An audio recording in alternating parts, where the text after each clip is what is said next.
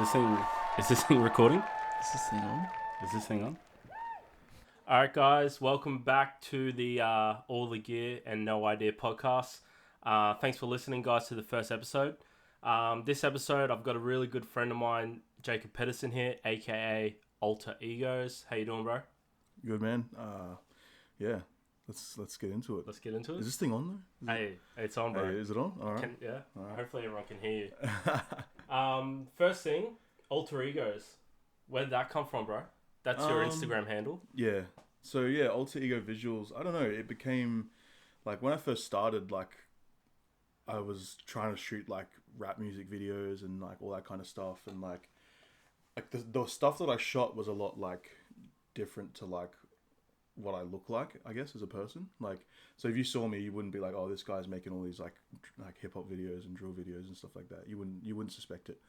So it kind of was like just an idea. I was like, oh, like it kind of is like an alter ego, because it's like the stuff you create isn't always exactly the same as what people would think of you as, like if it was like one of my friends from high school and stuff, and I showed them something I did, they'd be like, you did this? Like what? Like, like kind of like, dude, you're Alter Egos. Yeah. Is that you? Like when they see you? No. Sometimes, yeah, actually, sometimes in real life I get that, you know, because people I'm not really like, I don't really post my face like a whole lot on like Instagram on that page and stuff, So yeah, I wouldn't know who you were if I like didn't know you. Yeah, I've been in the room with people for like a few hours, and they come like, "You're Alter Ego Visual," like, "Oh, I've followed you for ages" or whatever, and I'm like, "Oh yeah," But that's that, like, that was kind of like the original thing when I started, is like what I made and the stuff I was doing was like way different to like what I look like when you see me, kind of thing. So it's kind of like two sides of the same person. Like what I create isn't always exactly what I look like and live like, I guess. Yeah. Yeah. You had a pretty big following, like I guess even like 4 or 5 years ago, like from all your like work and photography. Yeah, like, I was always just trying to just shoot stuff, and yeah. Do you consider yourself a videographer or photographer? Because I remember when I first kind of reconnected with you back in the day, you had some dope photos, and now like you just post like a lot of video stuff. Yeah, well, like I actually started off just trying to do video, and then like kind of, and I was like, people were like, oh, do you do photos? Nah, I don't do photos, I just do video. And then it just became a natural thing where I was like, oh, I want to take photos of this instead, or I want to do like when you go shoot like concerts and stuff, because like I love music, bro, like, and I wanted to go shoot like all these like, I wanted to shoot all the big names and stuff, all the people that I listen to their music like all day and shit. I wanted to go to their concerts and like capture that shit, but the only way to do it was photos, because they don't allow video for like those kind of things. Don't know why. Copyright, probably, like maybe the audio and the music and shit, and I guess like if you're gonna go see a live show and then you've seen that live show on YouTube, it won't be as good. Like it won't, like, you don't want, if you've seen it on YouTube, you don't want to go now. Yeah. Like when I went to see Drake live like a few years ago, and he had like parts of the show where all like these like all this like set stuff happened, and like this big globe like blew up in the middle of the stage. Did you go to that tour? I've been to both of them. Yeah, bro. Yeah, and then like that was like, when I was there, I was like, oh, because I just went and with mates and stuff from work and that, and like just had a mad time. I didn't shoot that show because it was like impossible to get a pass and stuff. But like if I had seen that before, maybe if that stuff was happening, I wouldn't be as like. And we were like, oh, like it was a song like playing as that globe blew up. They played on that KMT song with Gigs, and then like we were all just like, like. Didn't he played like Summerfield Days or like a festival that same tour? The one before was Future, I think. Yeah, he Future did. Music. Yeah, and like people were like, "Oh yeah, I already seen his concert at Future," and they're like, "I don't need to go to like his concert." Yeah. And I was like, "Dude, you got to go to the concert because it's like totally different." It's different, yeah. It's different when you have like a whole arena dedicated to whatever his vision is, and that, So how long you been like? I guess for everybody that's listening out there, like, how did you start off? Like, what made you like go, I'm gonna pick up a camera, or I want to like be creative, I guess? In like I've always been into like art, in like a sense of like when I was little, I was like always like drawing stuff, and like I try and draw Dragon Ball Z characters and stuff that, and then as that progressed, I guess like during like the end of high school, me and Dan McLeod, so one of my high school mates that as well, we were in like a class at high school, and it was like a multimedia class. and like one of the things was like they gave us a camera and we had to make something, like go film something. And we made like a and one mixtape with like all the guys at high school like throwing down dunks and stuff. Oh, really? What, Yeah, do you yeah. remember like what camera you had? And like, Oh, what, bro, it was like a handy cam, like a Oh, dad really? cam. We had two dad cams. like and we, Shaq at All Star Game. How yeah, you had the cam like yeah, that. bro, yeah. So we just went down to the court at lunchtime for like a few weeks. Like we went down like maybe like for like 3 days and just recorded everyone like trying to like hoop and like throw down dunks and cross each other up and stuff, you know. Was it? So it was a school project. Yeah. How long was it? Was like a school couple project. weeks? I don't know, whenever, a little bit, but like just doing that and then cutting it together and stuff. I was like, oh yeah, this is mad. And then like obviously that was right at the end of high school, so finished high school and was like, oh, what do I want to do? Because like, you know, like coming out of high school, you don't always know, you know. And I was like, oh fuck, like I really enjoyed like that side of things and like doing that. So I was like, okay, I'll go do multimedia at uni, but like doing that, looking back now, like at the time I was like, this is what I want to do. Yeah. But I think looking back now, I wish I just like got a camera and started doing shit, because I did the uni thing for like, you know, 2 or 3 years and I didn't have a camera, but like I was using cameras at uni and stuff like that. Just but whatever they supplied you. every now and then though, you know, Yeah. you're not as hands on. But like when I was about to graduate, I ended up getting a camera and then just starting like shooting off. Oh man, it was a guy I knew from high school. He was like a dancer. So I shot like a dance video for him, and then he connected me to more dancers that he knew. And then our mate Gil from basketball, he started doing music with a guy, and then he said, oh, he wants a music video. How long And ago I was like, this? Oh, bro, this would have been 10 years? Less. I would have been probably like nearly 10 years now since I first picked up a camera and started dabbling with it. You Do you know? remember what camera was that It was you first got? Yeah, it was a 7D, Canon 7D. Yeah. Yeah, and What lens?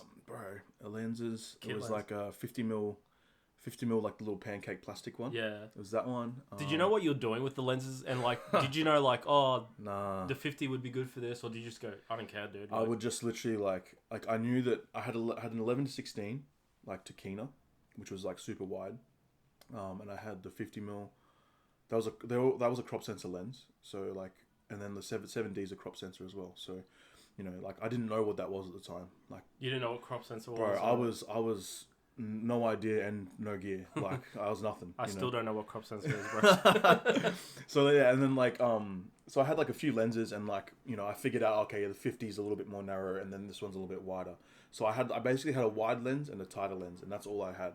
And I was like, fuck it. And straight up, you're just shooting video, no photo at all? Like, Yeah, just straight up video. Like I hadn't done photos, I hadn't really dabbled in it and stuff. And that was probably like for like the first like 2 years, I was just doing like little videos and stuff like that, working with like Gillet's mate called Swillo. yeah. He's yeah. Philo, yeah. Yeah. And Swiss. Yeah. So that's yeah. why he's Swillo. He's a man. He's got a song out with like two other Asian dudes, like East Mode. Yeah. Origins, So, the song. Shout out to that song, Origins. It's a banger. Look it like, up. they're working on. I think they're finishing off like a little album or like make a mixtape and stuff now too. I have to reconnect with them, bro, because it's been a few years. But Might get a gig. hey, nah. But yeah. So like that was kind of it, and then I was just doing that shit. Sorry, I was just doing that, and then like kind of on the side, and then it was actually funny. Like I was like posting this stuff, and then I saw that like a guy who we know, Mitch.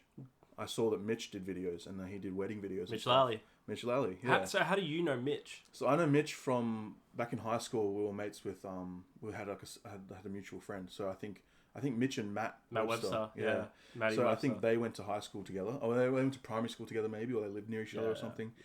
And then through them, like we were boys. Me and Matt and Dan were boys through basketball. Yeah. At the time, And so Mitch like, just rocks up. and then Mitch would come play basketball, but like he, Mitch. he was all Matt Webster. Shout out to Matt Webster. Jolly swag.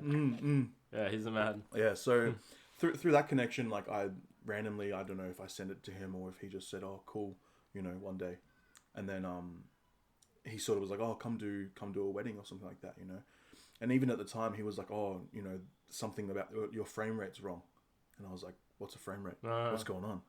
I was like, "What's wrong? It looks alright, doesn't it?" You know, I didn't know, you know, and I was doing all this stuff wrong that I didn't know until he was kind of like What was he So, saying about your frame rate? Like, oh, what? it was like, I don't know what it was at the time, but like I had my shutter speed. You know, when you shoot video, you have to have at least double.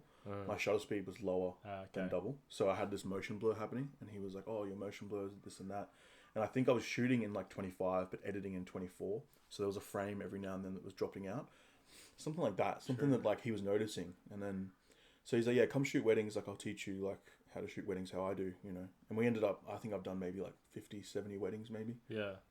Earlier on with his company and with him. Yeah. So. And he was like, I credit him like 100% for me, like actually learning how cameras work and a lot of the actual technical side of shooting. So like basically you went to uni for nothing. Yeah, because I mean, they Not taught for you nothing. like they taught you bits and pieces, but Yeah. like it's not until you're doing it all the time Yeah. where it really drills into your head. And you it know? just takes like one person to be like, hey, try this. Yeah, And it was Mitch who said, try that. yeah, But then also like probably after Mitch, after you knowing a few things from him and a few things from like uni and just a few things from like actually doing it, you probably learn a F load of shit. yeah, yeah. And I guess like once you kind of have like these little bits of knowledge you pick up from different people, you start putting it all together in your own head, and then you learn things yourself from making mistakes, or like just you go, oh wait, this is actually cool. I'll try to do this instead, or I'll you know.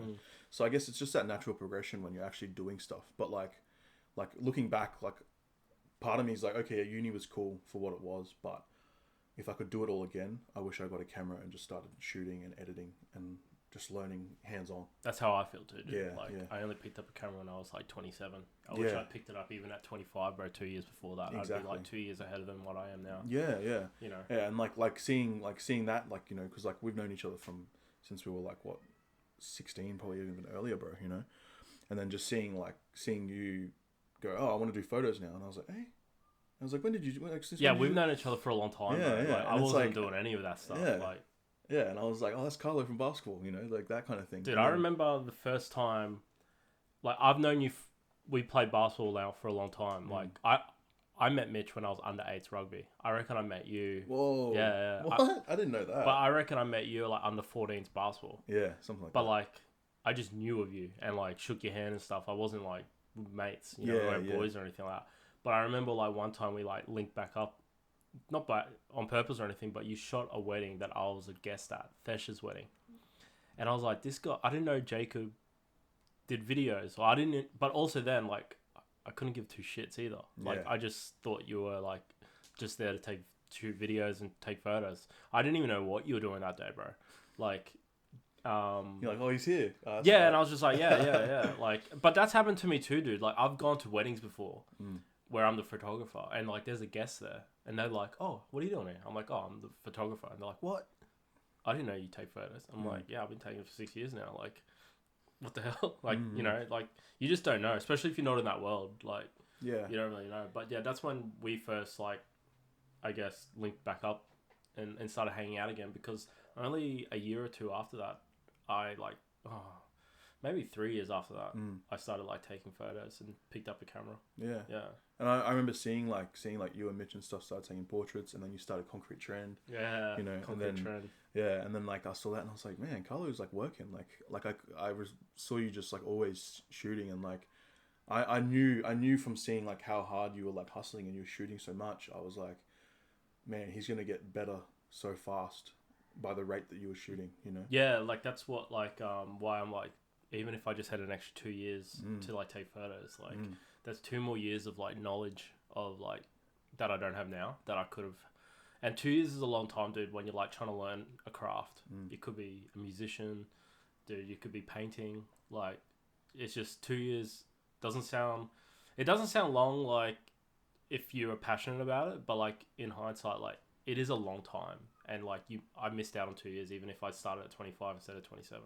And I guess I understand where you're coming from with like you just had a camera in uni instead of like waiting to borrow one once a month, probably. Yeah. So like, yeah, your thing is like, yeah, you wish you started 2 years earlier. Mine was like 3.5 years where I didn't have a camera, and like the uni stuff was cool, but it wasn't exactly focused on everything. Everything wasn't focused on what you want, and there's a lot of courses that kind of like fill in stuff that you won't like. I don't even use it now. You know, I learnt like little bits and pieces, and it wasn't enough to be useful. You know, it was like, oh yeah, like jack of all trades, master of none. That was what the course I did was like that, you know. Yep. So you learnt a bit of coding, you learnt a little bit of website, you learnt a little bit of this, a little bit of that, and they gave you all these little bits. And then it wasn't until you picked your major, I majored in film, where I kind of went that way. And like, okay, yeah, more stuff was focused around film. But for like the first 2 years, it was all these little bits. And then you never really got really good at anything. You kind of got a taste of everything. Yeah. And then it was kind of like, okay, which one do you want to focus on now? You know? Anyone from that uni course you were doing, anyone still doing photography that you know of, videography? Yeah, or they're actually doing shit with it? Yeah, there's a few guys. Yeah, there's one guy who I know. He's like producer, produces a whole bunch of stuff. He does like, I think he's done some stuff for like TVCs. Oh, nice. Does all that kind of stuff. There was one guy in our course who was like, he was already like doing like crazy special effects stuff. Yeah. And I'm pretty sure he went on to go work for like an actual big special effects company and stuff. His mum probably just like, you need to go to uni. Yeah, and he was already good at it. He was already good at it. Yeah. So he was like, so there was a few people there that I was like, I can remember now who were like doing really good work for like where we were at. Yeah. You know. And well, like, there you go, boys and girls. You can still go to uni. Yeah, you can still go to uni and get something out of it. Yeah. No, and like you know, I made good connections and stuff, and like I learned good stuff. You know, I always joke around saying like when I roll a cable, there's a certain way you're meant to roll a cable where you can like grab one end and throw it, and the whole power cable will just like stretch out. And like, if you do it with a normal way, if you just roll it normally, it doesn't do it because it gets tangled on itself or something. So you're a pro cable roller. Yeah, bro. And I was like, this is the most useful thing. I use it like every shoot. Really? I use it every shoot. I use that technique of rolling a cable where you lasso, bro. Bro. Yeah. So I mean, like, I joke around with people. I go, this is the only thing I learned at uni. Did you when you hooked up with Mitch to do weddings and stuff? Were you doing that full time, or were you still working somewhere else? No. I was working. So I was like I said, the jack of all trades thing. I got a design job straight out of uni. Before I even finished uni, so I finished uni like doing part time because I started full time at Hoop to Hoop, which is like yeah. So it's like a basketball jersey design company. You made jerseys for our team, bro. Yeah, I think you made like 3 jerseys. I made like 3 lots of jerseys for you guys. Did you make one with a penis on the back, bro? No, we didn't even know it was camo. We were like, yeah, bro, we got this camo jersey. And it was funny because everyone had 2 numbers, so you couldn't see it on everyone's jerseys apart from Henny. Yeah, because he had number 1, and you could just see this giant. And I was like, what the frick? You did it on purpose, bro. No, I went. So behind the number 1, that camo piece is actually broken. And it doesn't look like it, but when you put the number 1 in the middle, it connects it, and it looks like a. Yeah, I know what you mean. Oh man. Yeah, okay. Because we only realized it too. We didn't realize it straight away. I think I saw it. We took us like maybe 10 games, 10 weeks of playing, and then someone's like, "Hey, you got a penis on your back of your jersey," and I was like, "Thanks, Jacob, bro." Like. Hey, man. You're the man, bro. Hey, that's what you get. No, I'm kidding. So yeah, doing that full time, and then I was just on the side was when I was trying to. That's when I got the camera, and I was on the side of that work. I was doing. Were you doing weddings like once a week? Was it, or like twice a month, maybe? Once every now and then at the start. Yeah, it got to the point where I was like doing like during the busy season, like you know how it gets through like August, October, September. I was doing quite a few just on the weekends, but weddings was really good. Like I really enjoyed that kind of thing, and I know that like you obviously do them now, but like when I first started, I was like, oh, it's so cool. You come into like these people's lives for this one day, and you capture something that they'll look at, or like it'll be hanging in their house, or they'll be watching, or they'll send for the rest of their lives. You know, and it's like hopefully. Oh, they hire you again. So, bro, there was this one wedding. It was funny as like we were saying goodbye, and like the couple wasn't I don't know, the bride was real like bridezilla kind of thing, and like Mitch was like, let's get out of here kind of thing at the end of the night. Like, later. And I was saying bye to the husband, and I go oh yeah, thanks for thanks for like letting us be part of your day and like all that kind of stuff, you know. And then I said oh yeah, you just gotta enjoy it for what it is, eh? I guess you only do it once, hopefully. Yeah. And I went and he went and just looked at me, and I was like, all right, see ya. Like, it was like the most awkward thing, bro. And then I told Mitch and like Steph, who shoots photos with us, and they were just dying. Like, like those times were cool because it was like you're in like a high pressure situation, and like you're capturing all this stuff, and like stuff doesn't always go according to the plan and stuff. But like we had like a really cool team, you know. It was like Mitch and then Sam. This young guy who was like started with Mitch when he was 16. Yeah. Like this kid was in high school and he was coming to shoot weddings. Like No, it was, it's good to have like a good team. yeah, Yeah. yeah. And even now, like the guys I work with now, it's like we're stressing out and like doing like all this stuff that, you know, doing some crazy stuff where it's like dangerous. Like we were hanging out the back of a ute. There was 4 of us in the back of a ute in this last shoot. Two with cameras, me doing behind the scenes on the camera and phone, and a guy holding a light. And we're flying down the highway in Melbourne. There's like these 2 dirt bikes doing wheelies and burnouts all around us. Is that out now? Is that video? That's out now. Yeah. It just dropped the other day. I'll put that video in the description. Yeah. The links on the YouTube. It's from a group called HP Boys from Melbourne, and it's called Watch the Wick. So Watch the Wick. Yeah. Oh, dude, yeah. I actually watched. You've seen it? The Wick. You watched the Wick? Yeah, dude. It was actually sick. Yeah. I'll put that in the description in the YouTube, guys. So if you're listening to Spotify, just hop on the YouTube and watch that video. Yeah. It's dope. Yeah, there's a lot of burnouts, a lot of like crazy stuff going on in the video and stuff. But you know, doing stuff like that, it's like all this high stress and stuff. But then at the end of the day, like you're just doing it with like cool people, bro. You're doing it with your mates. Yeah. Like everyone has a laugh. You know, there's no ego. Like everyone's just like chill. No alter ego. No alter ego. No ego. None of that.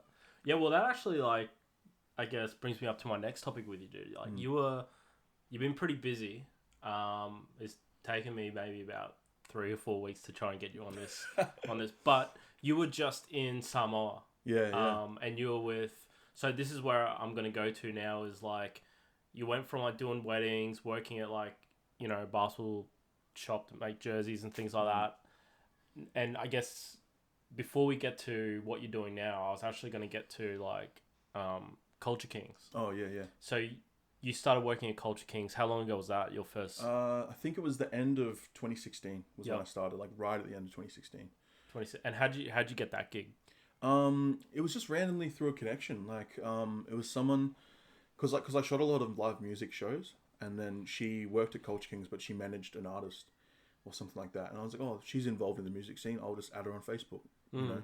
Yeah, like it's not watching her too, Yeah, and it was like a random ad. Like it just seemed like she just seemed like she was in like a cool like circle, and it would be cool to just connect with her and see if just link up. Yeah, whatever happens down the track, if her artist plays in Brisbane, I can go shoot it or whatever, Because at that time I was like, that was your passion at the time, like artists and music and yeah, definitely, yeah. It was music videos. It was like trying to shoot live shows too. Like I shot my first like live shows around like in the start of 2015. With Gil, our mate Gil Bates, So was he performing? Yeah. Just what was that at? Oh, I was just at like random club shows and things like that, and I'd rock up and just try and shoot some stuff. And what was the biggest one you did? Like the biggest like concert or gig or? So the biggest one in like when I first started, the one that made me go like, oh, this is sick. It was Listen Out in like 2015. Who was performing though? Who was performing? It was like when Ray Shramerd were big, like Sway Lee and that. Yeah. Who else was there, bro? Joey Badass played. Who was headlining that? Who was headlining? I don't even remember, bro. But like that was the first one that I shot. Oh, I think. No, I can't remember, bro. But like shooting that was like, oh. Were you nervous? Yeah, a little bit. Yeah. Like back then, I was like, I was just starting, so everything was new. Like now I rock up at a festival and I'm just like sitting there. And like the other day, bro, we were shooting Promised Land on the Gold Coast. Yo. And there's this guy, and he was like, had the biggest smile on his face, and I looked at him and I was like, damn, I remember being like. What was he doing? Photos? He was, I think he was doing photos or like video. And he was frothing. And he was frothing it, and I go, oh, what's up? And he goes, oh, what's your Instagram? And I was, oh, this and that. And I go, oh, have you shot many of these before? And he goes, man, this is like the second time I've shot like anything like music, like live stuff. It's crazy. Damn. And I was like, damn. And he goes, what about you? And I go, no, this is not my first time, man. Like, I've been shooting, bro. I've been in the trenches, lad, like. He probably would have been like you brought Cedric with you, Cedric. Yeah. Our friend Cedric, he is now the videographer at Culture Kings. Yeah. He kind of took your position, is that? Yeah. When you left? Well, yeah, because like I was I guess like main videographer, and he like started maybe about 2 years before I left, but. Yeah, when I left, I guess he stepped up into that role a little bit, and then they hired someone else under him. You know, so I remember. To get back to it though, she put up a thing saying like, hey, she put up a thing saying, hey, like we need a videographer for tomorrow or a photographer for tomorrow at Culture Kings such and such. She just put up on her story. She put up on her face. No, this is when Facebook was still big, bro. So she put a status up, and yeah. then I messaged her and I hit her up on that, and I said, oh, I DM'd you or whatever. Messaged her, but I had work the next day, and so me being like dumb or whatever, I said, I have work, but like yeah, like let me know, I'll do the next one or whatever, you know. But I sent my mate. So I sent Kevin, who I work with now. Oh. Yeah, because we were boys from back then. We just had like a little, like what we have now, photo boys. Yeah. Like a little, like a little messenger group where you just send pics and stuff. Yeah, sick. So I sent him along, and he did a really good job. And then I was like, in my mind, I was like, oh, I'll do the next one. Nah, Kevin did the next one. Because he did such a good job that they basically got him in for everything for the next, 2015? 2016. Yeah. Yeah. So like that was probably around like the start of 2016, and then for the next 6 to 8 months, Kevin was just doing stuff like part time for them, where he would go shoot. He'd shoot a whole day and then edit the next day and deliver it and things like that, you know. And I was sitting there like, damn, you know, like me going to work my like 9 to 5, I got like $500 a week, or I don't know what I got, you know, didn't get paid much and stuff, and I was like, damn, I could have been doing that, you know, but. Everything has its own time, you know, because like later on that year, Kevin was going to LA and CK wanted someone full time, and then that's when it came full circle, and they came back to me and said, oh hey, you know, we need someone to be like full time, we want someone in the office all the time shooting, but like Kevin said he can't do it, are you interested? And me at the time I was like, oh, I don't want to take my boy's job, you know, that kind of thing. So I talked to him about it, and we were a little But he wasn't full time. He wasn't full time though. He was just like every now and then, like once a week kind of thing, but know? They basically hit you up and they were like, come do full time. Yeah, because they offered it to him, but at the time he was going to LA for like 3 months, you know. Oh, did he kind of tell him like, when I come back, maybe like? I don't think he wanted to come back. Like, in his mind, he was going and he was going to be in LA forever, kind of thing. You know? Oh yeah, true. Yeah, but yeah, it's like that type of thing. I go, like everything comes full circle, is what I always say to him, like, because it's like funny, like him going to LA and then me getting that job, and then I was there for like nearly 5 years, bro. But like doing something like that every day.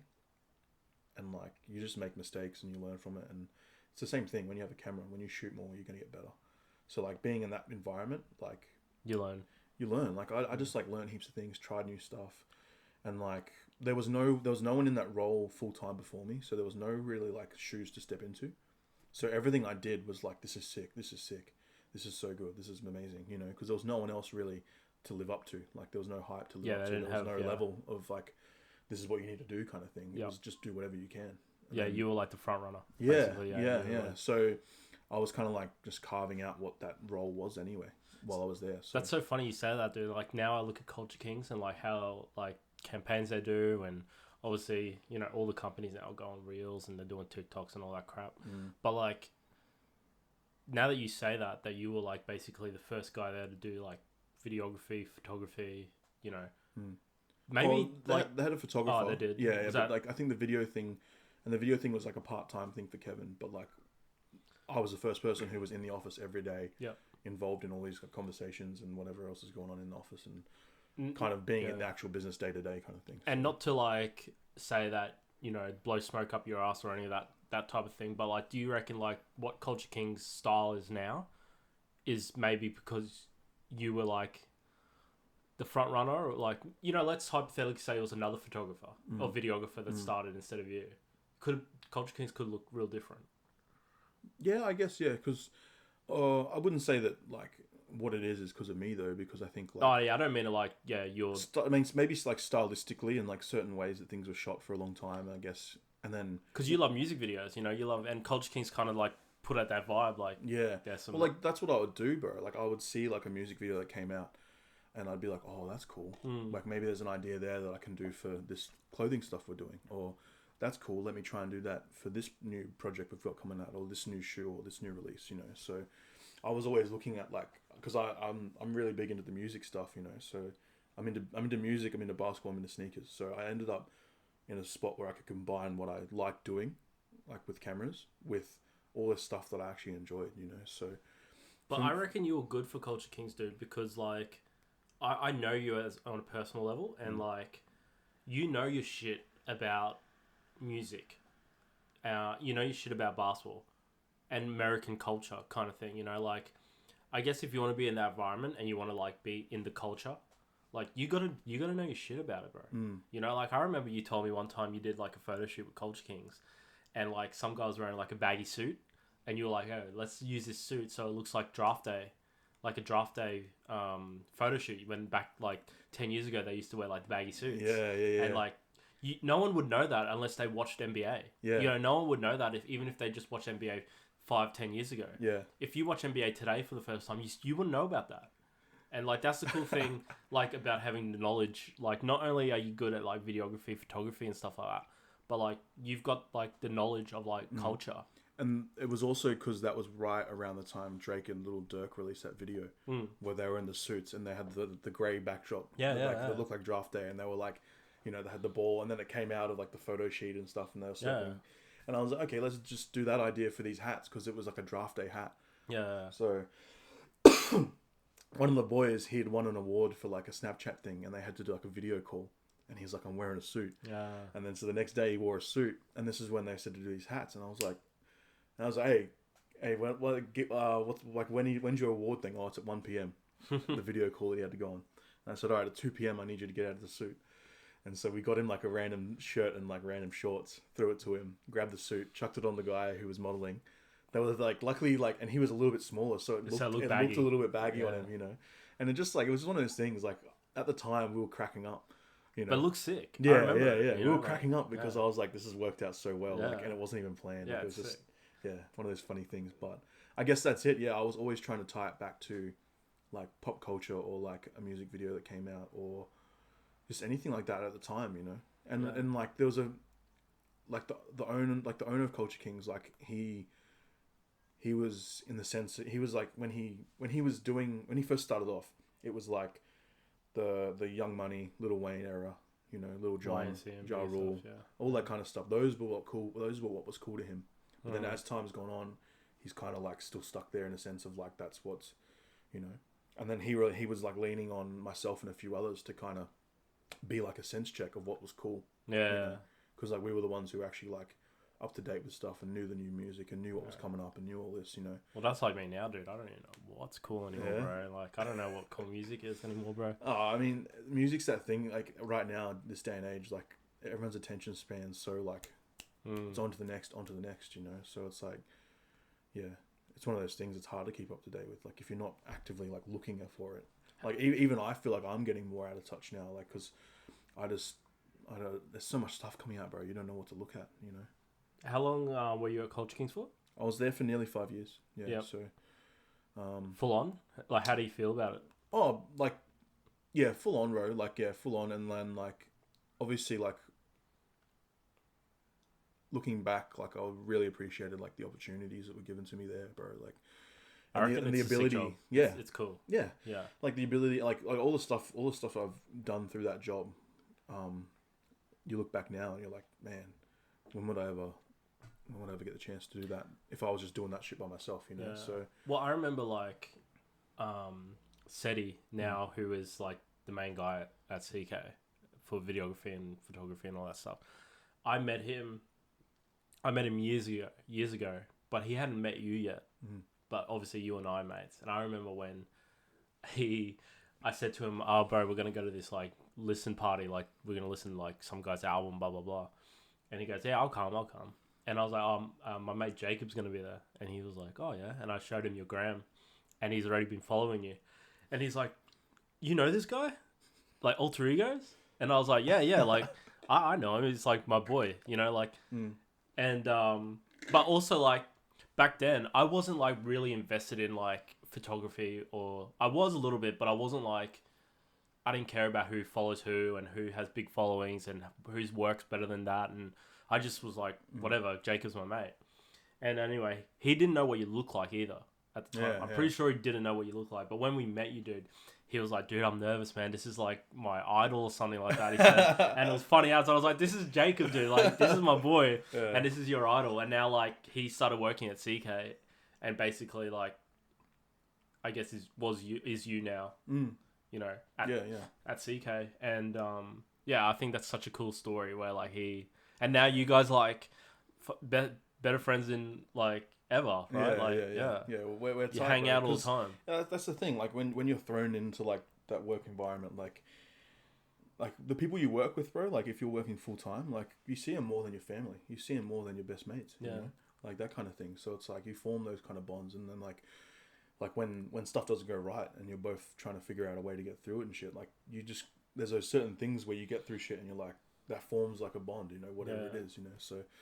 Yeah, there's like before SETI there was like Carlin as well, you know. So yeah, I'm gonna get Carlin on here too. yeah, Hopefully. yeah.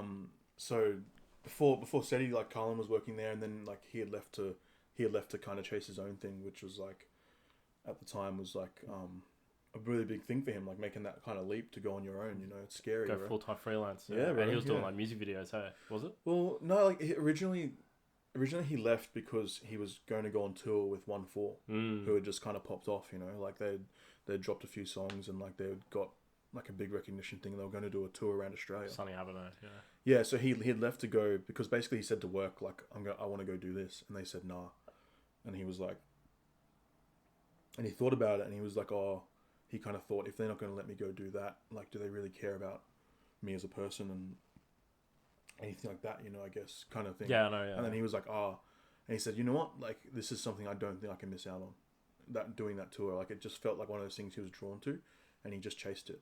So he left, but then as soon as he left, 2 weeks later, police pressured all the venues that the 1-4 were performing at. So all these venues basically got told, hey, if you let this show go ahead, we're going to strip you of your liquor license, we're going to fine you, we're going to do this, we're going to do that, and all these tour dates got cancelled, bro. So Carlin was left with like, he like had quit to go chase that, and like he had other jobs and stuff, but he was like, that was the big one. That was the big one that was going to get him like to the next level, kind of thing. He felt, and it got like pulled. The carpet got pulled on it, you know. So it's so weird how like things happen because he's killing it, you know. Like yeah. He never went back to Culture Kings. He just kept, He never came back, and like I think like, you know, talking to him after like we joke about it now, and he goes, bro, like, because right after that was the end of 2018, bro. So he did that. No, that was the end of 2019. I think it was the end of 2019, bro. Yeah, end of 2019. Yeah, before COVID, yeah. Right before COVID, yeah. So, like, he left, like, October in 2019, and he did a few jobs and this and that, and then COVID happened.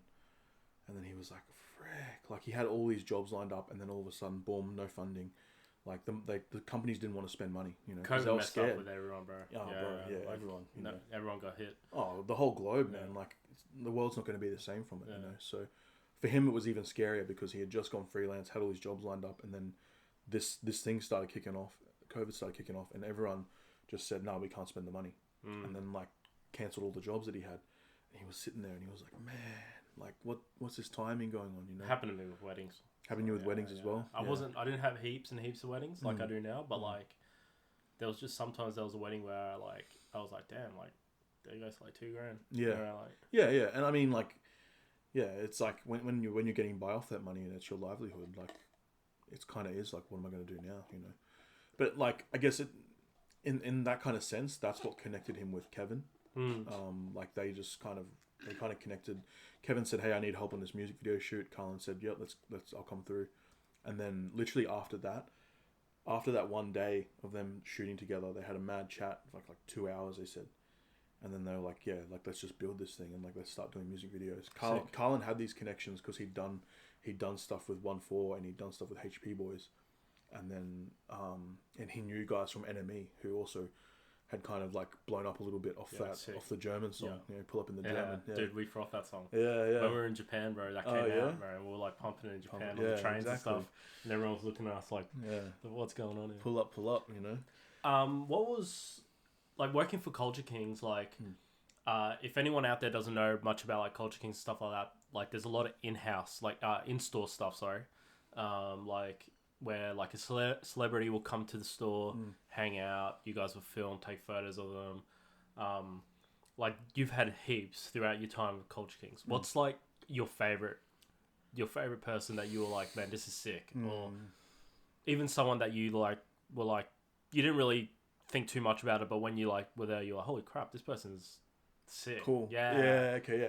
Like the thing from seeing that and like noticing what I noticed from all that sort of stuff is like, I felt like the ones who blew up real quick off one song, like there was a certain level where like I feel like they didn't appreciate these moments as much or something like that. Or they're kind of like, yeah, blah, whatever. Yeah, they go. And there was ones who had been working for like years, and then kind of made it eventually, that kind of appreciated it more and were more open to things and stuff like that. But I think like doing those sort of things for me was like, you know,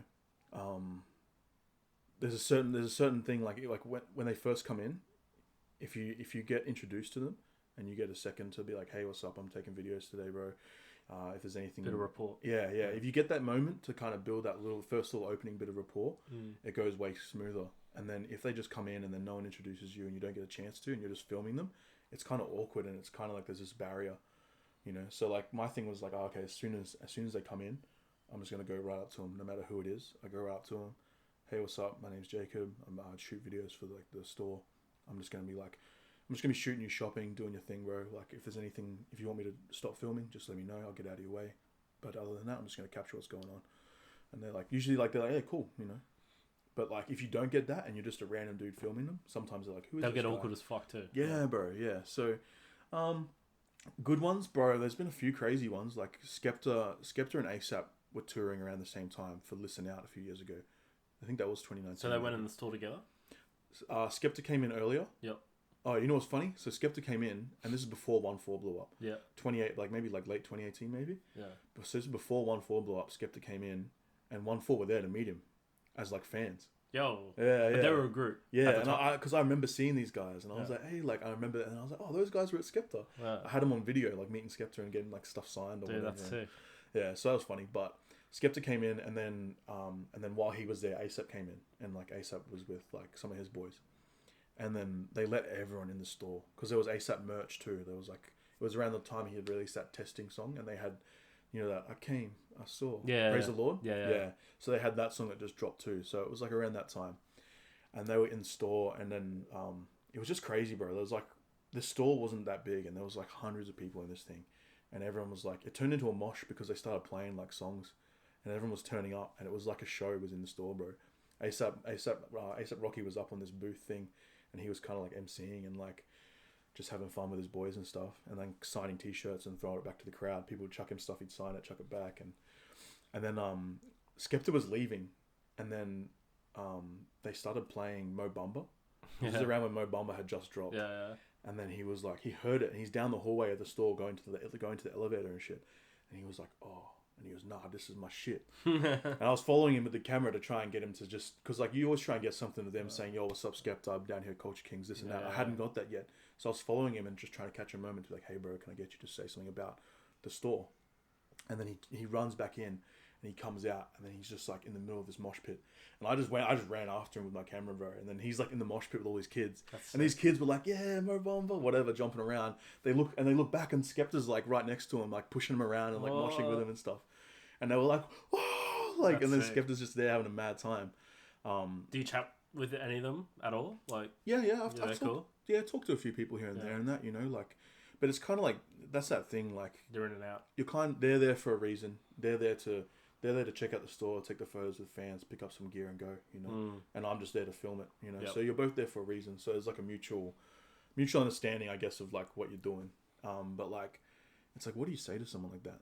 You know, oh, how do you like Australia? Yeah, I didn't want to do anything like that, you know. So I kind of like, how to Tim Tam? You can't say that shit. Yeah. Do you like Vegemite? Yeah, you can't say that. That's whack. Yeah, see, you know, they got nothing to answer. Yeah, I think like there's been a few where I've like talked about just random like completely stuff like about.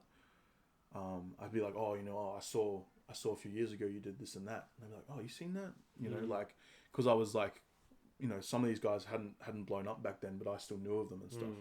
So it was kind of funny like that. I could kind of think, oh, what's something that like not every person would know? And I was trying to like, oh man, how was it doing this and that? You know, and they'd be like, oh, like, you know, that's it. I was trying to think of something that would spark something in them to make them be like, oh, this guy's actually cool. Yeah. Because when you look at me, you don't think I'd be about that shit. You just think I'm some white dude with a camera. Just walking around, I know you're about that, bro.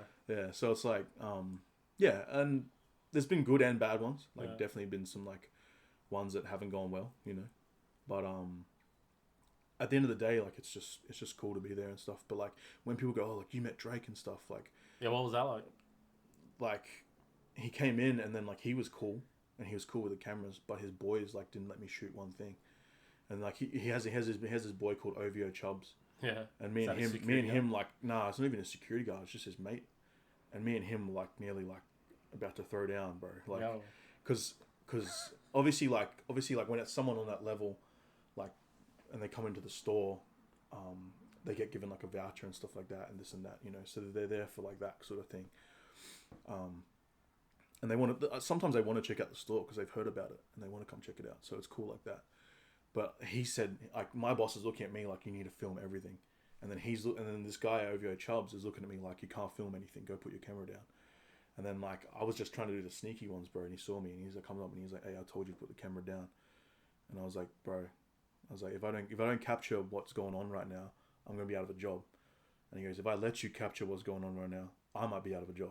And I was like, what'd you do? You should have just, like, got a zoom lens or something. Well, yeah, like I should have there's probably a few things I could have done, but I ended up just like, and I said, all right, I won't film everything, but at the end, let me get a little bit. And he was like, all right. And then at the end though, like, at the end, Drake was about to go and he was heading towards the door and his mate, and then he had to grab him and make, oh, come back. And then, so the thing I got, Drake was happy the whole time. He's like trying on hats, doing this, doing that. All this good content I couldn't shoot. I'm sitting there watching and I'm like, oh my God. And then at the end, he has to grab him and drag him back. And he's like, he had a guffle. And he was like, because he had to come back over here and do this one thing. And then, like, when I got him on camera, he was still all right, but it wasn't the same energy that he had earlier when he was like, he was kind of like, and then he's like, yo, what's up? It's Drake, Culture Kings, like, you know, this and that. But if I was shooting the whole time before and I didn't get that, even if I didn't have him saying Drake, Culture Kings, whatever, if I got him having a good time, it would probably have been better. Yeah, hell yeah, bro. You know, so it's just that, yeah. And, like, I remember there was security footage of me and him, like, standing, like, face to face, and I was like, no, bro, like, I'm not putting my camera down. I need to get this. And, like, he was, like, doing this to my face. And what was that footage? Someone from work, like, tried to shake hands with Drake, but he dogged him. Dude, it was funny as. Nah, I can't do it to my guy, man. he was devastated when that came out. Yeah, we won't name names, but yeah, he, like, shook hands with, like, a couple of boys, and then he came out. Yeah, because Drake came in, shook hands with some of the boys, and my guy had a basketball because there's a hoop in store. Yep. He gave him the ball, and then Drake got the ball and turned to shoot, and my mate went to give him a handshake at the same time as he turned away, and he was just like, and he was just there for like 3 seconds or so, and just was like, who shot that? What is that, security footage? It's security footage, dude. Bro. It's funny as. Because I couldn't film the whole thing, they ended up ripping security footage and making me edit something from the security footage of him in store, bro. Damn. Yeah, that was the level of stuff that, like, I wasn't allowed to shoot anything, you know. And I said it's the boss, bro, and I said, you know, someone along the way between whoever did the deal and there needs to be a conversation here. Didn't communicate what we were trying to do, and I said I tried my best to the point where, like, they were talking about, like, he was trying to talk to Drake about getting OVO stuff in store and getting, like, stocking stuff, you know.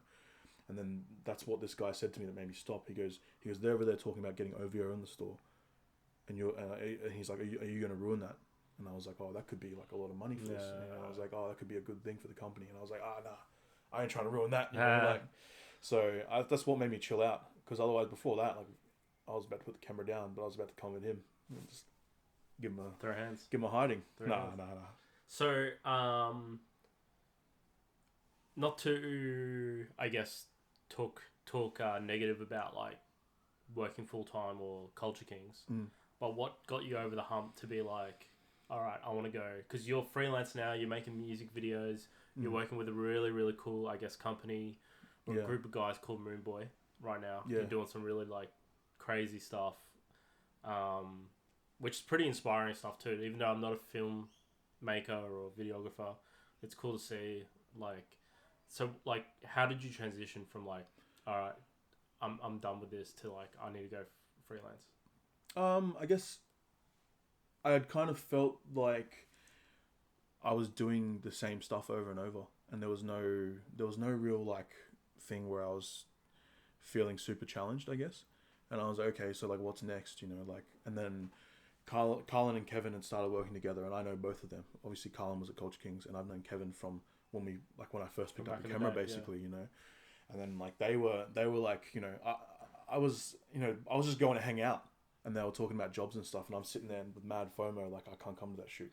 Oh, you'd be like, oh, we're gonna do this on a Thursday. Yeah, Thursday. Oh, what time? Oh, about 2 p.m. I'll be at work. Yeah. And then like after work, sometimes I'll go to the shoots and I'd be like, oh, and then you see how the video turns out and you're like, oh, like I want to be a part of this. yeah, yeah, and it just felt like it felt like more of an opportunity to grow, because like a business being a business, you have to turn things around quite quickly. You know, like I'd shoot one day and I'd edit the next day and deliver it, and I'd shoot the next day and then edit that. You know, so it was quite like high turnover of like content, which is a whole nother skill set. But I wanted to slow down and like learn about like how to light things perfectly and learn about how to like what angles you should get and all this and that and the storytelling side of it. And I wanted to learn how to edit better and color better and do all these things that I wanted to perfect the filmmaking side and not just busting out heaps of content, you know. Yeah. You want like quality over quantity. Yeah, yeah, because I'd done quantity for a long time. I feel yes, like I and then towards the end though, I did start trying to slow down and start trying to take more time and put more attention and care into these things I was doing, these campaigns and whatever, you know. Yeah. But the boys, every time I'd see them, would be like, "So when are you coming? When are you joining? When are you leaving CK?" You know, and eventually it just wore me down. And like, how long were they saying that to you? Oh, it was probably like a year or two before you left. Maybe a year and a half. Yeah, and then it got to the point where they were going to Sydney for a trip, and they were going down for 3 weeks, and they were shooting 4 music videos in 3 weeks. And I was like, "I'll come," and then they were like, "Yeah, sick." And I was okay, cool. Put in my leave at work. How long was that leave for? Like 2.5 weeks maybe. I didn't go for the whole time the boys were there. I missed out on the last video they shot, so I shot I think 3 videos down there with them. Sick. But just going on that trip and then like just hustling, you know, like we had stuff on that trip where we hadn't locked in a location the night before and we're shooting at 10 a.m. the next day, you know, just things like that. And like it's exciting. Yeah, it's stressful, but it's like also like at the end when you see what comes out of it, you're like, yo, like put in work. Yeah. And it was just cool to see, like, because Kevin had improved a lot, like, on his own journey. Like, he does crazy work, and he's honestly the best editor I've seen in the whole of Australia. Like, the stuff he can do in After Effects and all the effects and stuff he can do is just crazy, you know. But it's also the amount of attention to detail he has. Like, when he's on set, he'll shoot something a certain way because he knows in the programs he can fix it up and make it better. But, like, if I was shooting it, I would shoot it this way because then I wouldn't have to do that later. But he knows doing it his way, he can make it twice as good with the programs later. And like just seeing that and like learning from the boys on hand, you know, hands on, like putting lights up. Even though you're just putting a light up, you're figuring out, okay, where's the best place? Why is this light here though? You know, and then you can reverse engineer it and apply it later on. So there was a lot of learning stuff, and I was like, and just from those 2.5 weeks, I was like, Where were you? We went to Sydney. Was that the sand dunes? No. So that was a little bit later. Okay. So yeah, like we went to Sydney. We shot a clip for day one. Shot a clip for Younger Lips, and another one for Younger Lips while we were down there. And just being a part of it, bro. I was kind of like, oh, yeah, I think it's time. You know, I think it's time to. I looked at both ways, and like leaving CK, I was like, once COVID's done, there's going to be all this cool shit happening, and I'm going to miss out on it. But if you don't want another year to go by. But if I go this way, I can be the one making the cool shit happen. And eventually we'll get to the point where instead of doing an in-store and meeting someone, we'll be doing a music video with them. So that's what I believed at the time. That trip you went down to Sydney on your annual leave, for when you got back to Culture Kings, like back to work, how long did it take until how many more months or? So we went down in like June. I think it was the end of May, early June. And then my last day was like the last day of August. Not long. And, so the only reason I stayed that long was because there was a store opening in New Zealand. Yeah. And they said, oh, can you at least stay till the Auckland store opening in New Zealand? You wanted to get those and then freaking flyer points.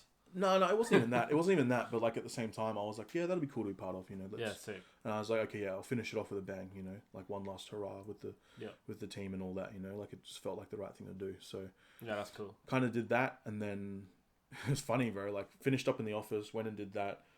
Like after the store opening, there's always a big party, so went out and partied. Came home, and then like I was just sitting at home, and I was like, oh.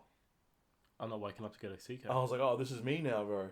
Yeah, and then like I went through all the content I'd shot in for the Auckland store opening and finished that off. And I had a few bits and pieces that they said, oh, we'll pay you freelance rates to finish off. So the next few weeks I was at home, but I was still finishing off work from there.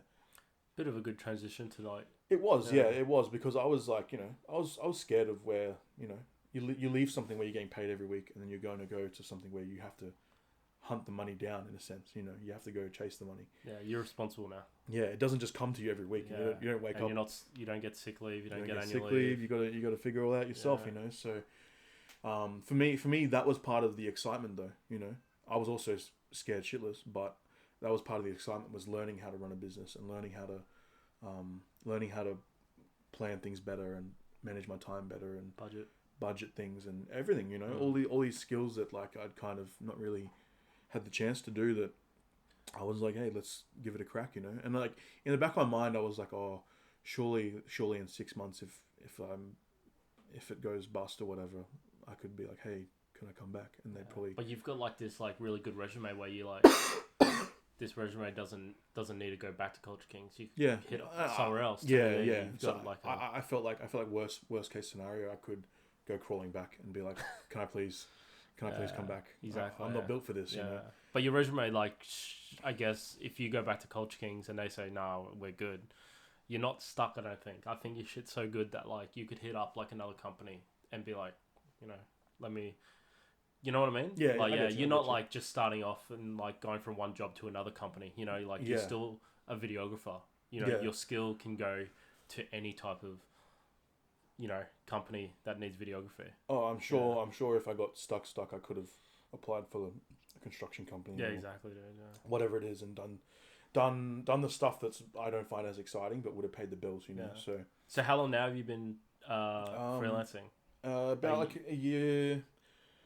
What is it? End of August, and what is it now? Nearly halfway through October. So just a little bit over a year. Yeah. 14 months. And you're feeling real confident now about everything, like you're. Yeah. I feel like the first 6 months, bro, I was a little bit lost in the sense of like you work, you know, I'd worked for like 10 plus years for someone, you know, there was always a boss, there was always someone holding you accountable, this and that.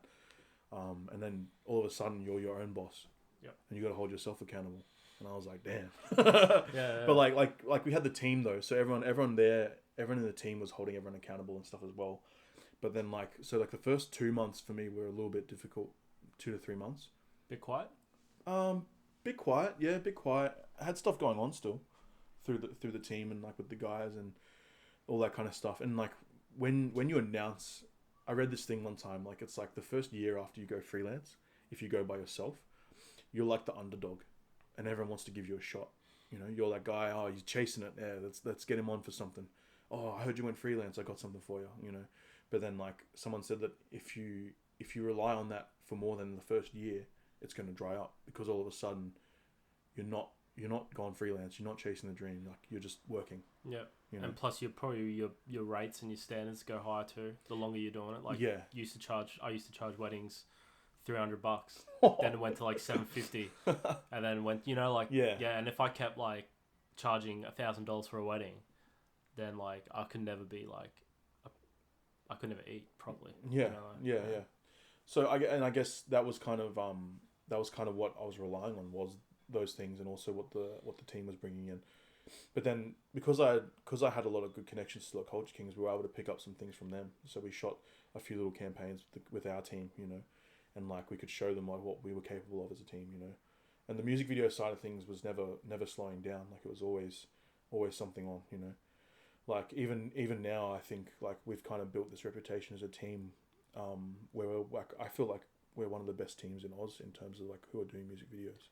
Yeah. So if you want to like, I'm not a rapper, I'm not a musician or anything like that, but if you want to think of like a production team to make a music video, you think Moon Boy's up there on the list? I'd like to think so, and like I feel like not to be cocky or anything like that, you know, because I know what you mean. Like we always try to stay humble, but like I think like someone's got to be good. I think like the work just speaks for itself in the sense of like just the level of work and stuff like that. We're always trying new shit. We're always trying to better ourselves. We're never trying to stay in the same spot and keep doing the same stuff and just pumping out. Like if we wanted to, we could probably do like, at the moment we do like one clip every like 6 weeks. Yep. You know, one music video every 6 weeks, because like the edit for Kevin, the last edit took him like 3 weeks, every day, 10-hour days editing. Like he's just a machine, bro. You know. So like at that rate, to make something so good and on a high level, like it just takes time. But if we brought that level down, we could probably do more. So it's like that trade-off, you know. How big's your team? At the moment, there's so Carlin went to go live in Samoa for a bit, so Yep. he kind of dropped off the team a little bit, to go chase it for himself, and he wanted to go like live in the UK and just like he just wanted to get out of Australia and go do some stuff, Yep. which for us at the time we were Devo, like we're like losing one of the boys, but seeing him now, like going to Samoa and being able to like just spend a lot of time with his parents too, like for him family's big, and he couldn't see him for like 3 years because of COVID, so he's gone to live with them for a bit, and then he's going to go to the UK with his partner and stuff, so he had to leave because he had to do his own work, because if he showed what we have done as a team, if he was showing that to people and be like, oh yeah, I can do this, it'd be hard to live up to, because there's certain things there that only Kevin can do. There's only certain things there that we can only do as a team. Yeah. So he had to go do his own stuff where he was shooting, editing, planning. He can say, "This is me. Yeah. This is actually me. This is actually all me."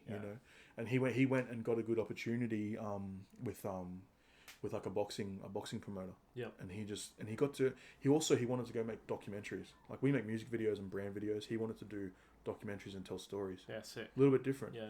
So he kind of felt that's now what he was drawn to, was this documentary stuff he wanted to try and do, and he found a perfect opportunity to do it. Right. So yeah, he kind of like left the team and scaled back what he was doing for us. But right now there's me, Kevin, and we have like Josh Ratahi and then Josh Hull. Those are like the main four. So you just like maybe hire someone, like some other dudes. Yeah, like we like when we have stuff on set, we're like, hey, who's free to help out? Come get some experience. Come see what it's like on set. You might have to move some lights and this and that. Yep. And then usually we have someone who comes with films like BTS stuff too. Yeah, so who does that? Whoever's available, bro. Like we've had a few people come through. There's this one guy called Uso X.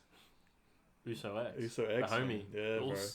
Yeah, so like he's come through and done the last few BTS videos and stuff. So I think like right now we're trying to get on the side of things where we're trying to document what we do and how we do it, so we can try and like share knowledge a little bit too, because I think there's a big value in that. So we're trying to do that on the side of sort of actually doing these music videos and the projects and that. So. That's dope. Like I said it earlier before, but you guys all went to Samoa a month ago, maybe? About a month ago, yeah. What did you guys do over there? Like, I saw your stories and shit, and like I was low key like jealous.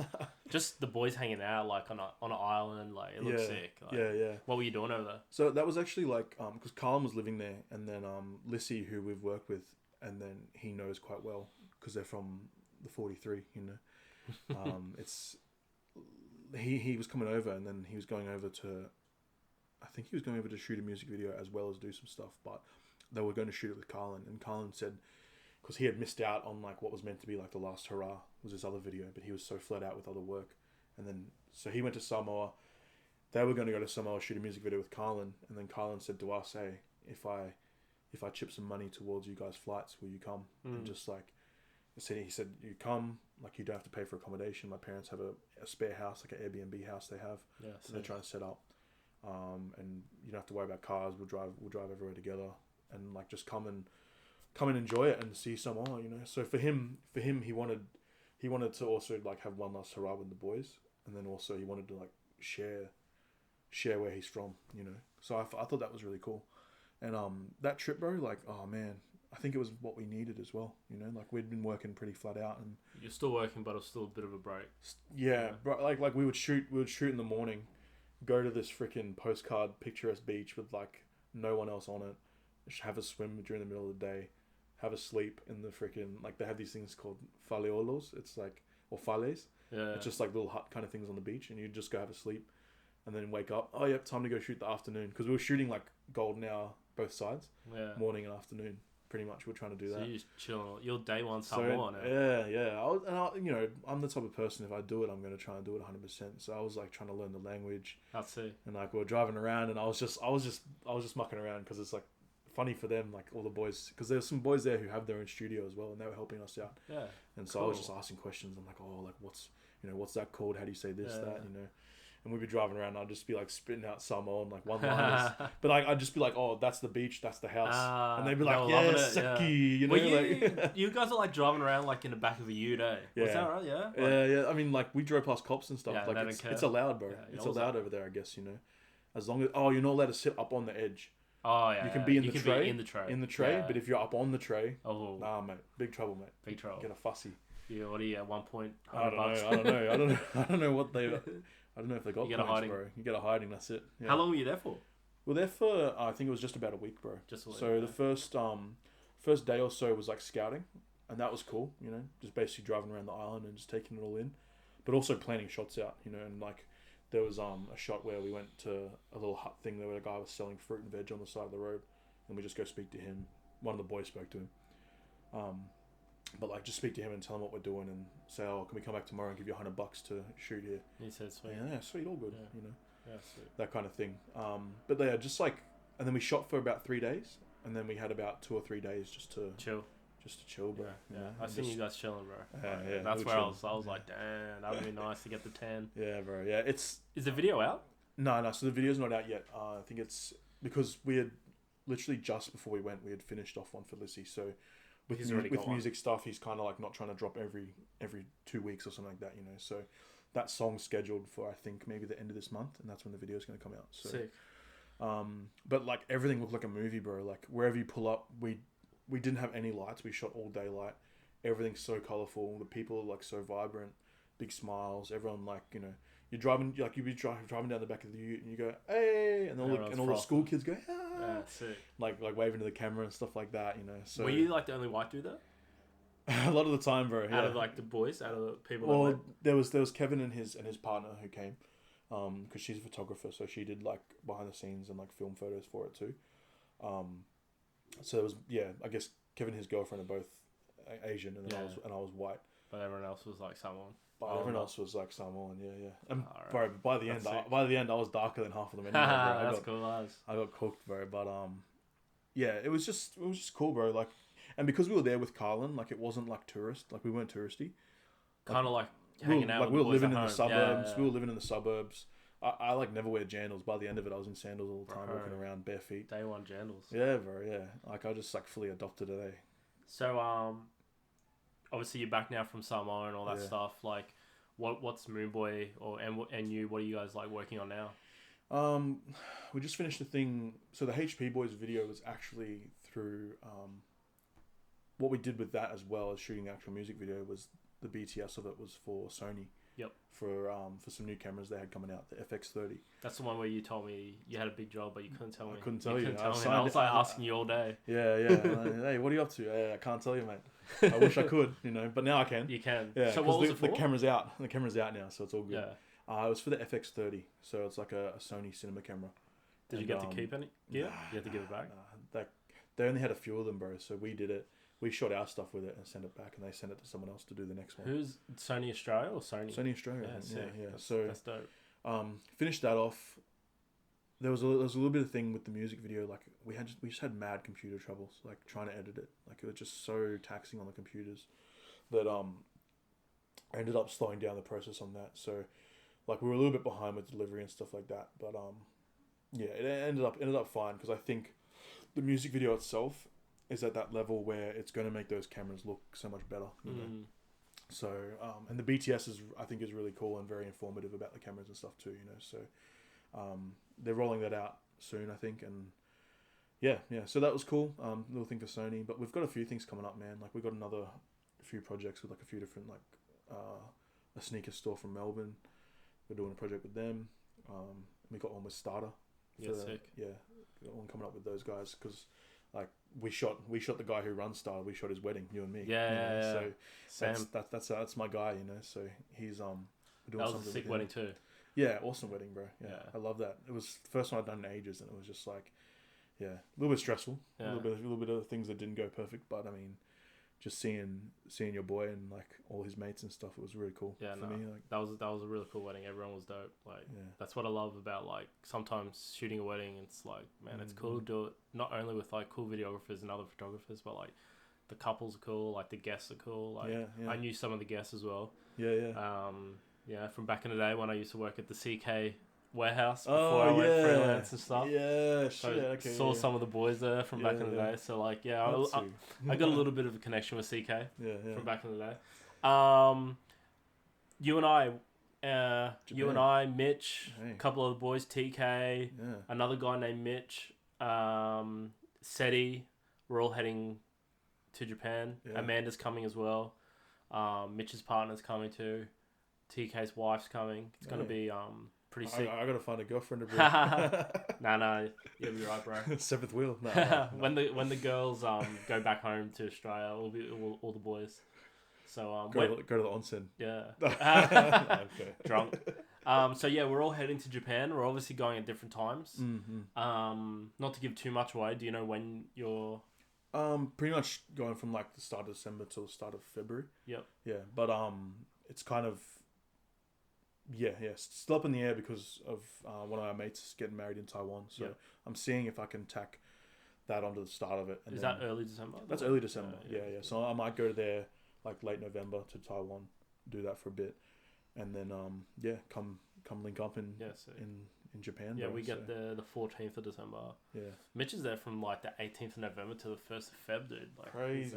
Yeah. Or something like that. Yeah. Seeing Mitch go and do like what he's done over the last few years, it's like, bro, crazy. He's the sort of dude though, like ever since I met him, like if he applies himself to something, he just gets good at it. Like he just doesn't stop until he's the fucking man at it. So sorry for swearing, but he honestly is the effing man at it. Like, but like that dude can he can skateboard. He was like running one of the best wedding companies in Brisbane or Australia at the time. And then he never did photos, and then he started doing photos, and now he's a photographer pretty much full time. But he's also an excellent filmmaker, so his YouTube stuff looks crazy. Yeah, it's always so well edited. He's got like one of the biggest YouTube channels. So and now he lives off it now. Like, he's a man, bro.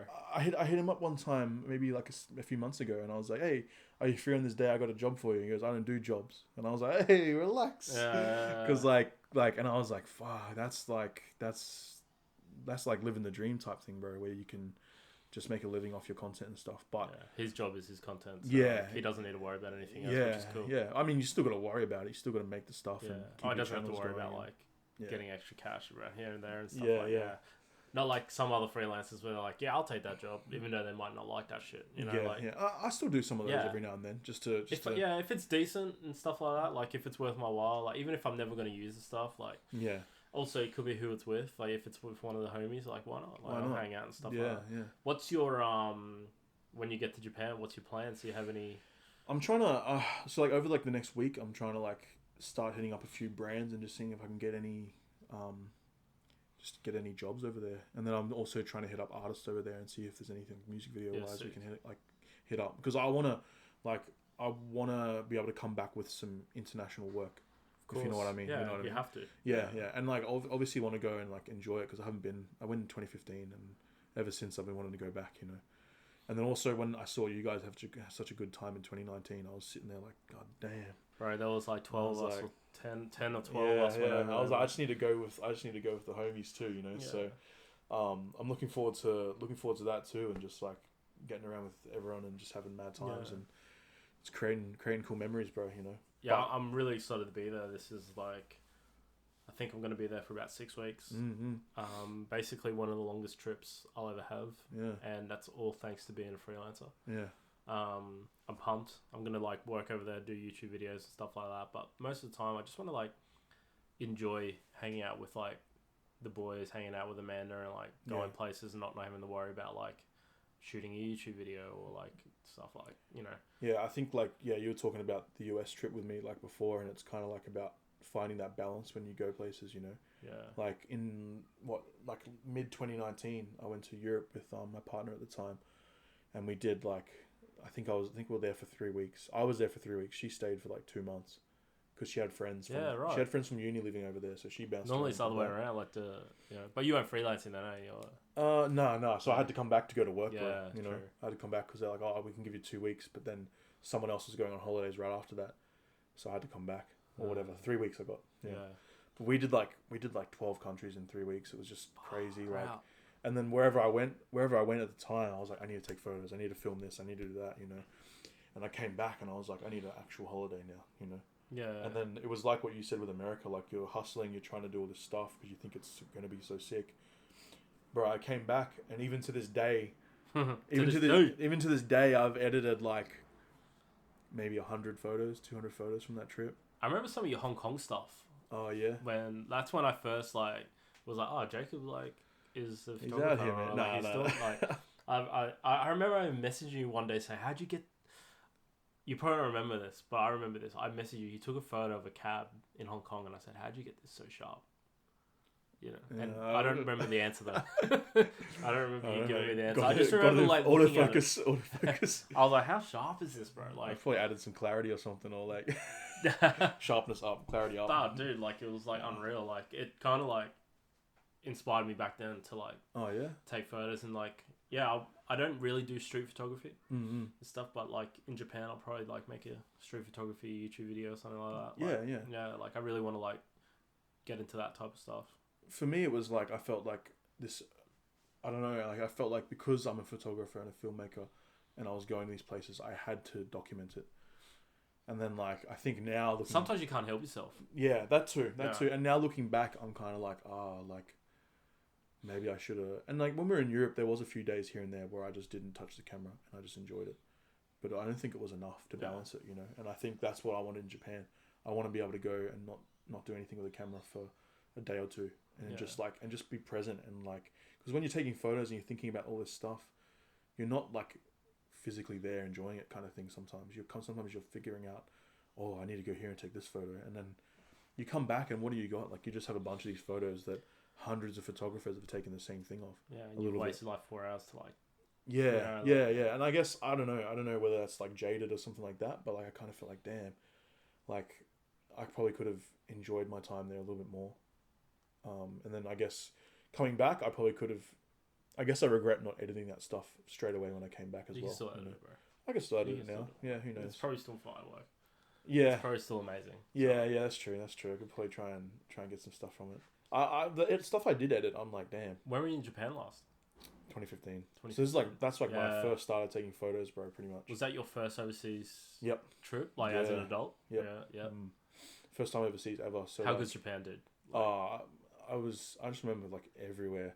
I was taking photos of random streets because it just was different. What month were you there? Do you remember? Like, Summer. Was it hot? Bro. Yeah, humid. Apparently it's gonna be cold, like cold as fuck. Yeah.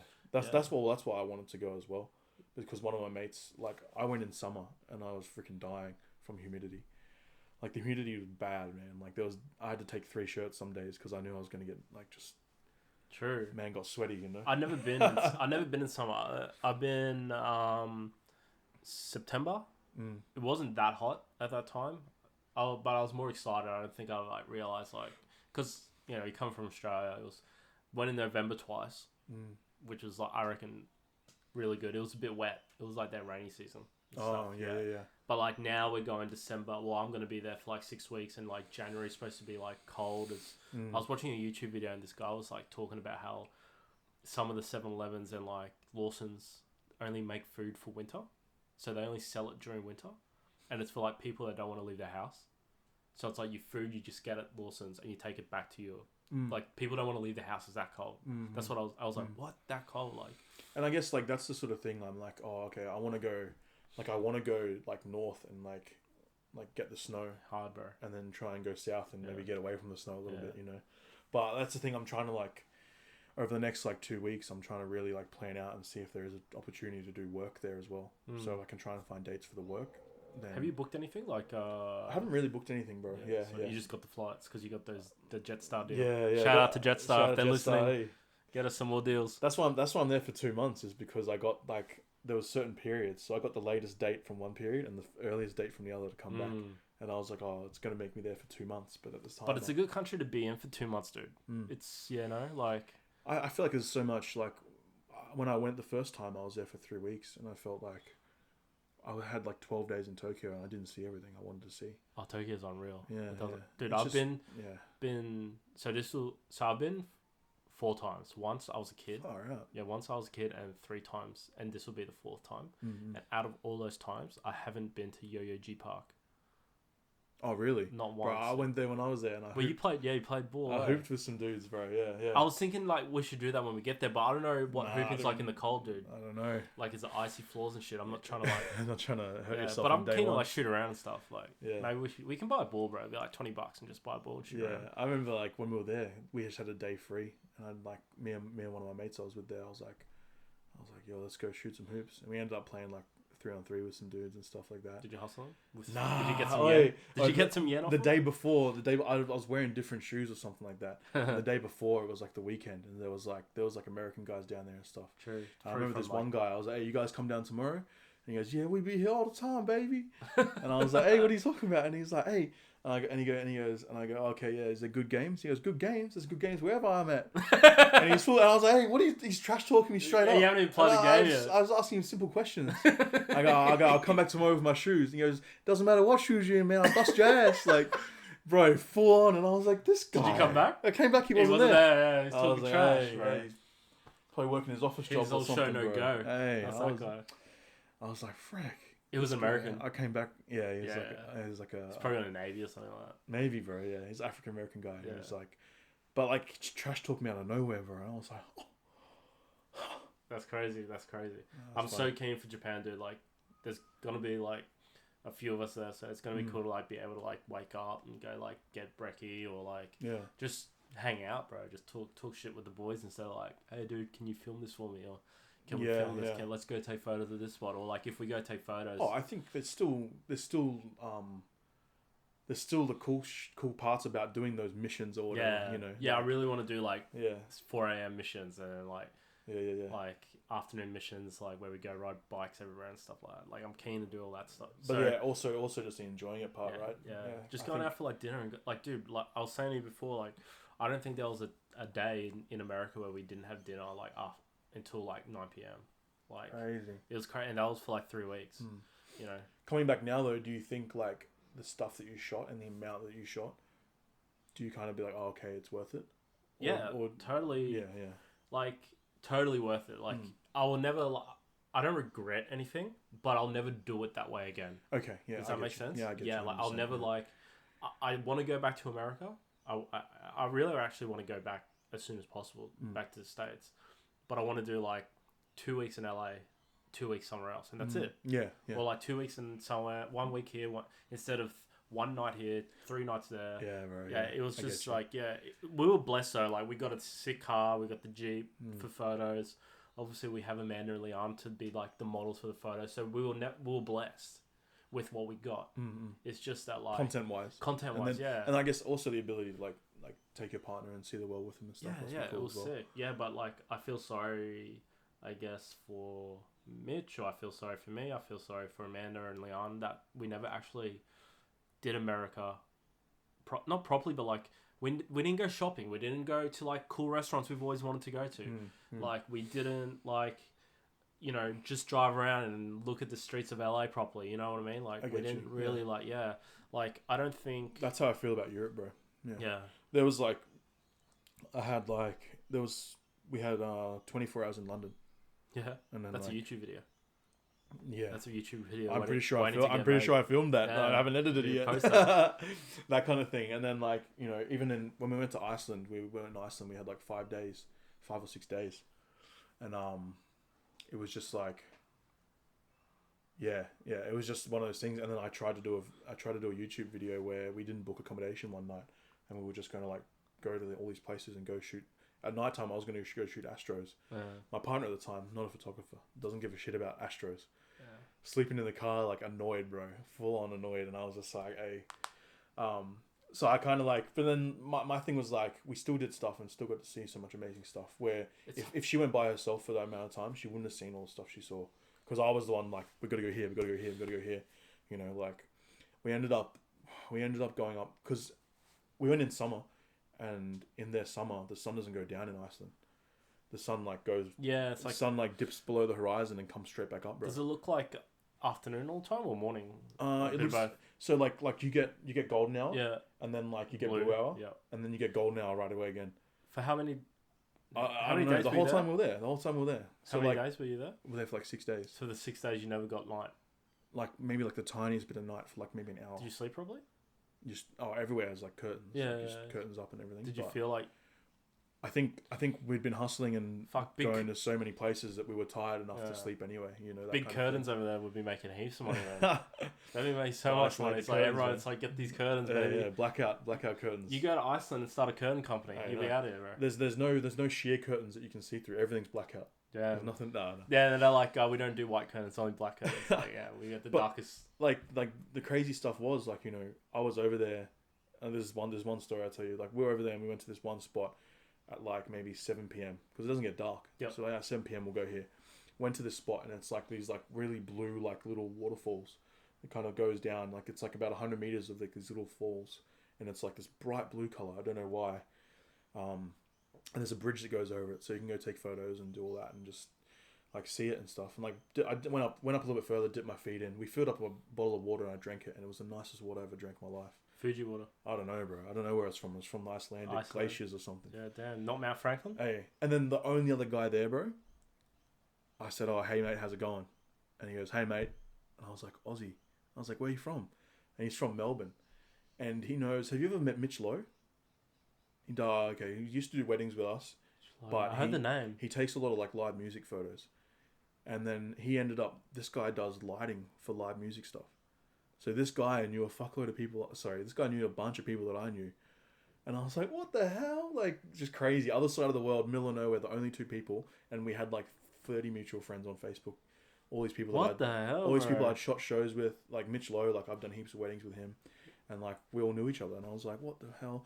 And he's like, oh, come. He's like, oh, I'm going to go home for a little bit to my spot. And then I'm going to go to this, going to go climb this mountain and go to like this lake thing. And it was like a thermal lake. So it was like an onsen type thing, but like the big top, lake. Yeah, but it was like more like a creek with all these little like these little sections, and each section as it came down the mountain, the top was hot as hell. So they cool and it cooled down as it came down. So you could go up and find your spot. How hot you go? Oh man, I wasn't going too hot. Nah. You know how you. It's like metals. I don't know what it is, but women always turn it like way. Oh yeah, way hot. They want to get burnt. I don't know. I don't get it. Yeah. So she was up further, and I was like, really? For me. I was down in this other one. I was like, come down. She's like, too cold. Yeah. Damn. But craziest thing, and we were there for like, I think I sat in this water for like 3 hours, and just like that's when I watched the sun go down and come back up, and I was just sitting there, and I was just like, well, is this even Earth, bro? You know? Was it just you, him, and Oh, there was some other people there. Yeah. Some other random people and stuff. But do you still talk to this dude now, or what? Not really? Oh, every now and then. I saw him at a live music thing. Yeah, right. When festivals started coming back, I ran into him and was like, "Yo, what's going on?" That's crazy. Yeah, and just random as, but that sort of thing. Like if I didn't bump into him and say hi and then have that connection, he probably wouldn't have invited us to go to this thing. Yeah, exactly. And all it took was for you to say what's up. That moment where I was sitting there and watching the sun go up and come down in this freaking thermal river was like one of the moments I tell people about all the time now. I'm like, yeah, we were there. It was like the sun doesn't go down. Like that's the one thing. Like I know traveling isn't like the most important thing in the world for anybody, but I don't think you can ever get a bad experience from it. You know what I mean? Like you could have like a bad day, or like your flight fucks up, or your luggage gets lost, or something can happen overseas. Obviously, because shit happens every day in people's life. You don't have to be overseas. Yeah. But like I hear like some of the best stories from people that go overseas. Like they could not even overseas, they could just go down to Melbourne. Like I remember when Seti told me he went down to Melbourne for the first time. He was telling me like he had wine for the first time, and I was like, "Whoa!" And like the way he explained it, I was like, "Holy shit, that's so cool that you love Melbourne and you love that you drank wine for the first time now." Yeah, and like he probably would never have drinking wine if he just stayed in Brisbane. Well, that's and it. Like travel, like I think it's inspirational to like hear people's stories. Yeah. About traveling. I think if you go into it and you're just like 100% in, I mean. That's when it happens. If you hesitate and you just kind of like stay in your hotel, you're not going to see anything. You got to go out and you got to do shit. Like, yeah. So like that was like in Samoa. Like there was heaps of stuff I did there that I'd never done before, and like you just see all this stuff. Like we had the coconut, and I'm cracking a coconut with a machete.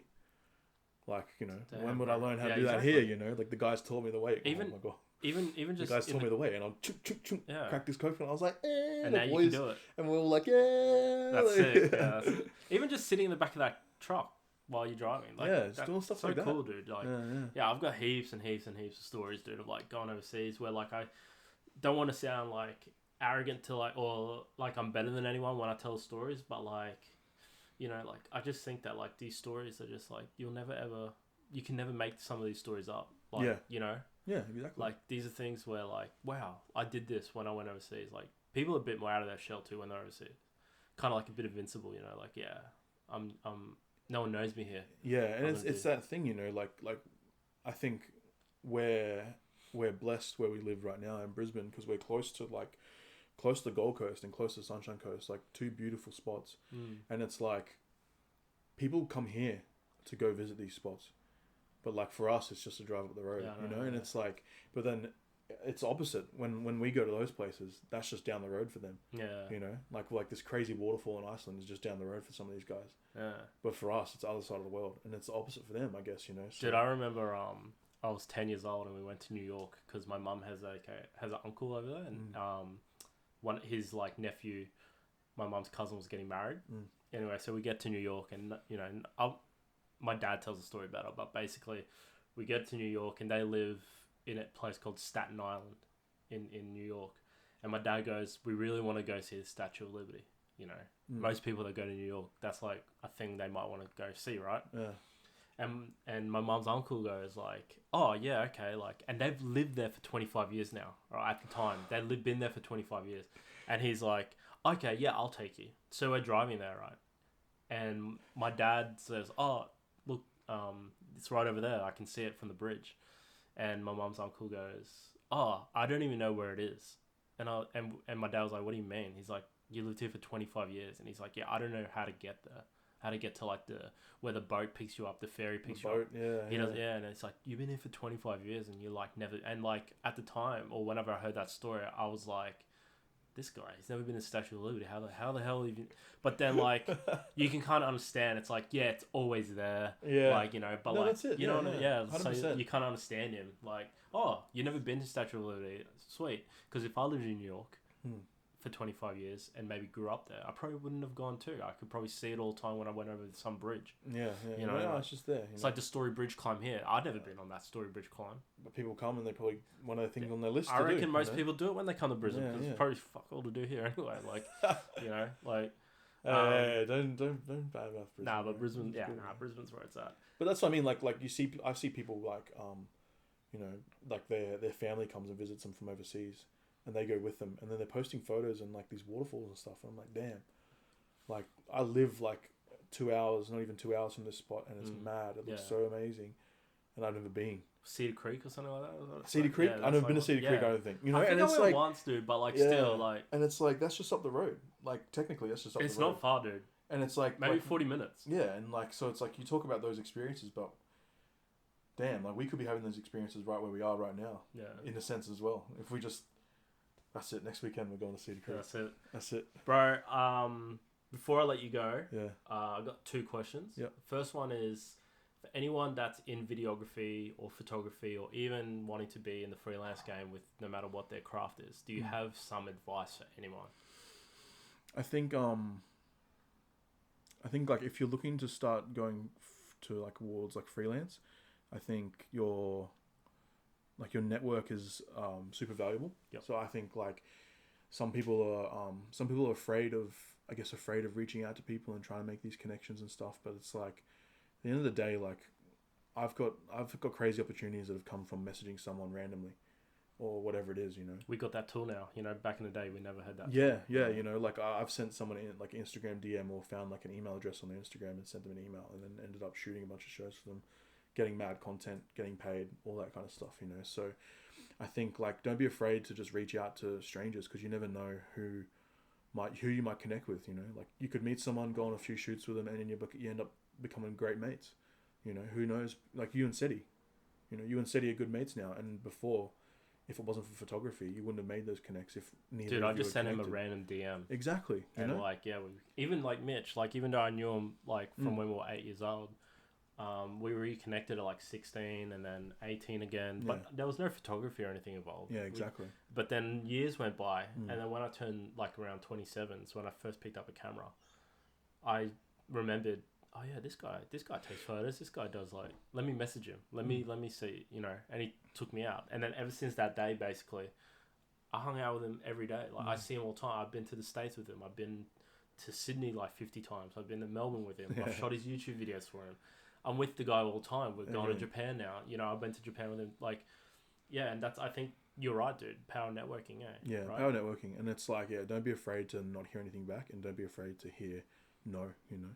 And then if you do hear no, maybe it's like, hey, maybe your work's not the right level and you got to improve your work too, you know. Yeah. So it means no, doesn't mean no forever. It Yeah, just means yeah. no now, right Yeah. now. And then another valuable thing is like, I think a lot of people get caught up on like perception of like random strangers online and stuff like that. So like what I tell people is when they're starting out as well is like find those people that give you honest, constructive feedback, and only really like keep like a group of like 10 to 20 people whose opinions you really value.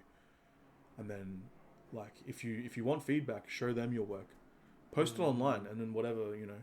But those people are the ones who will tell you if the work's good or bad. Yep. You know, for me, Mitch was a big one, where he was like someone who would critique in the sense of like good or bad, you know. And so like for me now, like there's probably about 20 people who's, because like otherwise if you buy into, and also when you upload a photo or something like that, and always be like, yeah, sick photo, I love it, you get caught up in their own hype of it. So yeah, you got to kind of like, yeah, these people don't know, like, well, I mean, they probably know, but like if you buy into all this, yeah, sick photo, you're the man, this is sick, you're the best or whatever. If you buy into that stuff, you're gonna like you just, yeah, you're gonna stagnate your own growth in a sense. Sometimes it's like as long as these people think it's good, like, yeah. instead You of like gotta, somebody that's doing the damn thing. yeah, you know what I mean. So I think that's valuable as well, as like having like a key bunch of people, and then valuing their feedback and what they think and how you can progress from what they say. Because good and bad, if you buy into like whatever and what random strangers say, it can I don't know, it can stunt your growth a little bit. Yeah, hard.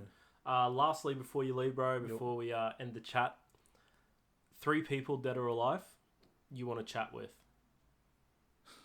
Bam. Jesus.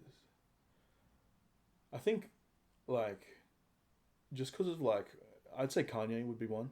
That's so funny, dude. Like Mitch said that, Yeah. and I said that. Yeah, I think like obviously he's so polarizing, and like obviously he's got a few things going on, like that he needs to kind of like figure out, I guess. But like just like his body of work, and like the way he talks about things, and like I guess the confidence he has in himself, and like what he can do, all that kind of stuff, and just like everything he's done and seen and been through, I guess, you know. I think he'd be one. I'd say LeBron James would be cool. Yeah, I think that'd be cool. LeBron James. Yeah, you know, like I think that'd be cool. Or maybe Kobe, actually. Maybe Kobe would be cool. One of them. They can sub in and out. Oh, yeah, and I don't know, the third one. Damn.